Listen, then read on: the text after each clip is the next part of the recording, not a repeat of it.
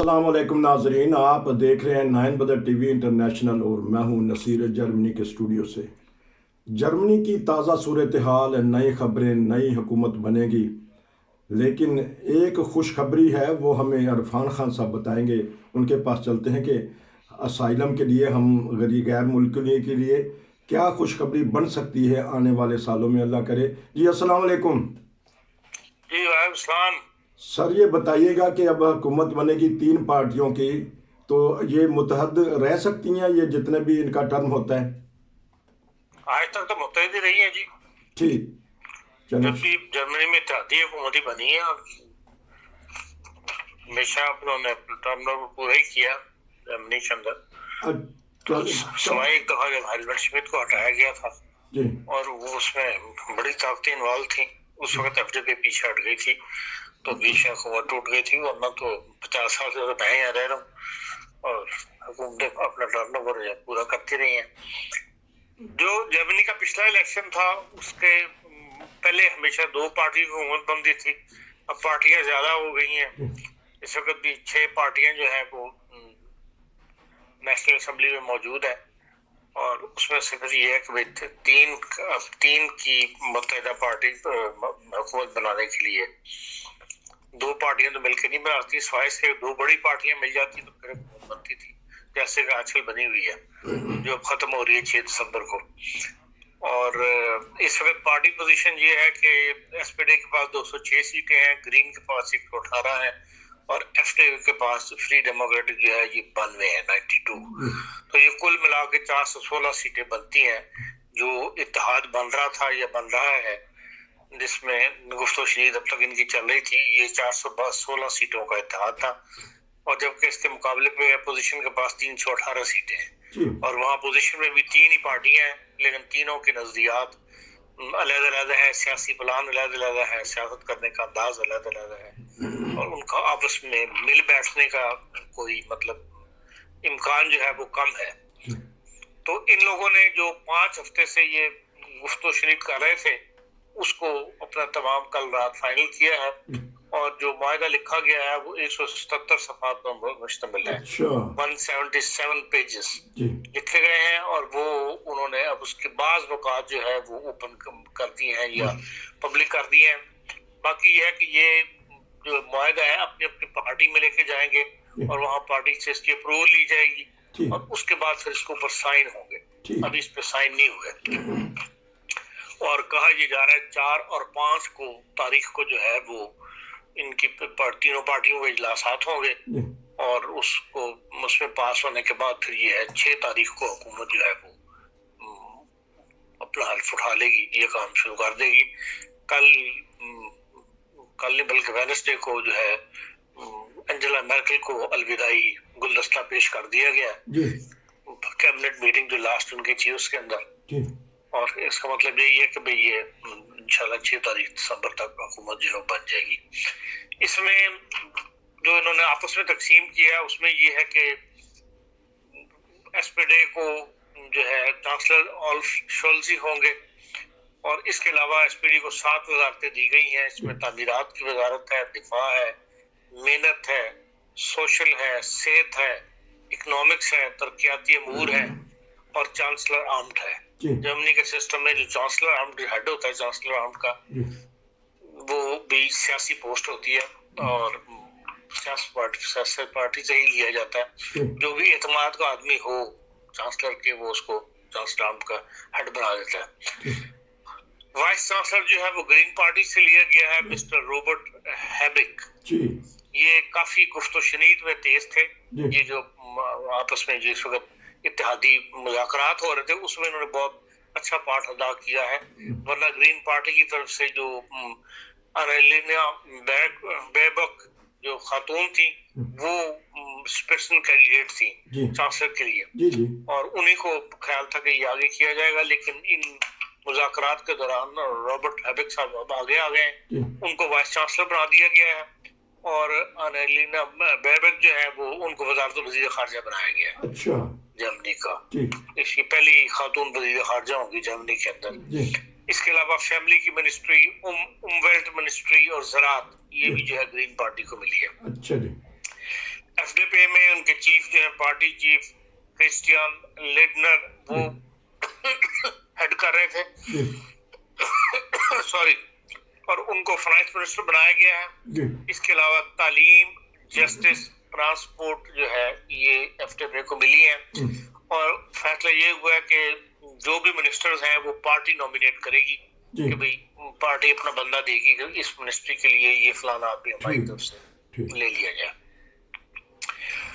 اور اس کے علاوہ جو غیر ملکیوں کے لیے زیادہ کہہ سکتے ہیں کہ بھئی انٹرسٹنگ چیز ہے وہ یہ ہے کہ اسائلم کے معاملات بھی مذاکرات کا حصہ تھے، اور یہ اب نے یہ فیصلہ کیا ہے، فراہم کیا ہے مطلب تینوں نے مل کے کہ 1 جنوری 2022 تک جس کو 5 سال پورے کر لے گا اور اس کے خلاف کوئی ایسی شکایت سوسائٹی میں موجود نہیں ہوگی، کوئی جرمانہ وغیرہ اس کو ایسا بڑا نہیں ہوگا، کرمنل ایکٹ اس نے نہیں کیا ہوگا جرمنی میں، اور اس کو جو جرمنی کا گرونڈ گیزٹس ہے اس سے پوری طرح واقفیت حاصل ہوگی، اس کو جو ہے 1 سال کا ویزا جاری کر دیا جائے گا، چاہے اس کا اسائلم چل رہا ہو نہ چل رہا ہو، وہ ختم کر کے تو 1 سال کا ویزا جاری کیا جائے گا.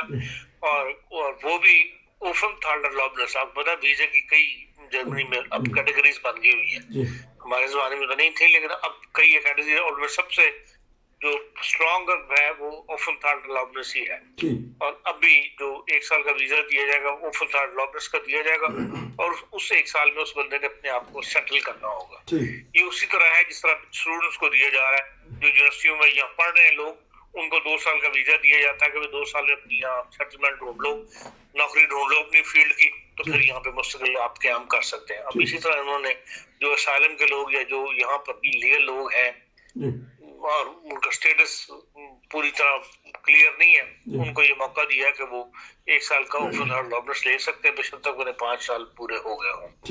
اسی طرح جو لوگ ڈلڈنگ کے ساتھ ہاؤس بلڈنگ کر رہے تھے، انہوں نے پیچھے اسکیم نکالی تھی کہ جو اسائلم کے لوگ ہیں وہ اگر ڈلڈنگ پر ہیں تو وہ اگر ہاؤس بلڈنگ کرنا چاہیں تو ان کو موقع دیا تھا کہ ہاؤس بلڈنگ کریں اور اپنے آپ کو اپ گریڈ کریں.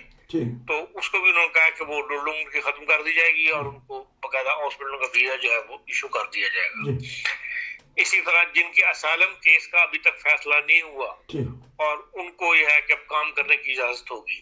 یہ پرسن صوبے ٹو صوبے تھا، کسی صوبے میں اجازت تھی کسی صوبے میں اجازت نہیں تھی، اور یہ ایک میرا جو ساتھ معاملہ چل رہا تھا، یہ عباس لنکرائز نہیں دیتی تھی اجازت کہ یہ آپ اسائلم پہ آپ کو کام کرنے کی اجازت نہیں ہے. اب انہوں نے کہا کہ یہ اٹھا لی ہے پابندی اور ہر اسائلم والا جو ہے اس کو کام کرنے کی اجازت ہوگی. یہ ایک پھر یہ ہے کہ جو صحیح لفظ تو مجھے نہیں پتا لیکن کلابس شاید اس کو کہتے ہیں، کوئی نشہ آور چیز ہے جو بہت زیادہ رواج پا رہی ہے نوجوانوں میں، اور ایمسٹرڈیم میں ہالینڈ میں اس کو الاؤ ہے، عام لوگ پیتے ہیں وہاں بیٹھ کے باروں میں اور ریسٹورینٹس وغیرہ میں.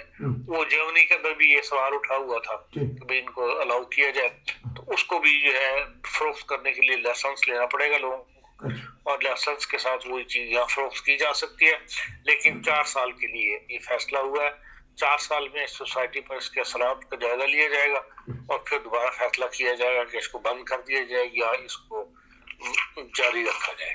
زبردست. اچھا ایک سوال پیدا ہوتا ہے کہ جو آپ نے بتایا 1 سال کی اوفن تھال ویزا ملے گا اسپیشل قسم کا، اس میں زبان بھی آنی چاہیے یا اور زبان اور کام، یہ 2 چیز بتائیے کیونکہ بہت ساری لیکن جی گرونڈ گزٹ سے انہوں نے کہہ دیا تو پھر زبان اس میں شامل ہے. اچھا تو کام، کام تو ظاہر ہے جب اوفن تھالڈر لابنس مل گئی تو آپ کو سب سے اچھا اسٹیٹس مل گیا غیر ملکیوں کو، تو پھر اس میں کام کی اجازت لازمی ہے جو ہے. نہیں کام کی اجازت مطلب اس وقت وہ کام کر رہا ہو یہ بتا دیجیے گا. نہیں ایسی کوئی بات نہیں. جو دیکھیں ان کی ساری تفصیل جو ہے نا اب یہ آہستہ آہستہ باہر آنی شروع ہوگی. ابھی تو یہ پوائنٹس ہیں جو 177 صفحے میں پوائنٹس ہی ہوئے. اب یہ اسمبلی بیٹھے گی، اس کی جو ڈیٹیلز ہیں وہ طے ہوں گی. ان میں بہت ساری ایسی چیزیں ہیں جن میں ان کو نئے قانون سازی کرنی پڑے گی، وہ قانون سازی ہوگی. یہ تو ایک ڈائریکشن جیسے کہتے ہیں وہ بنائی ہے انہوں نے، اور اس کی تفصیلات جو ہے وہ آہستہ آہستہ ساتھ ساتھ طے ہونی شروع ہو جائیں گی ساتھ.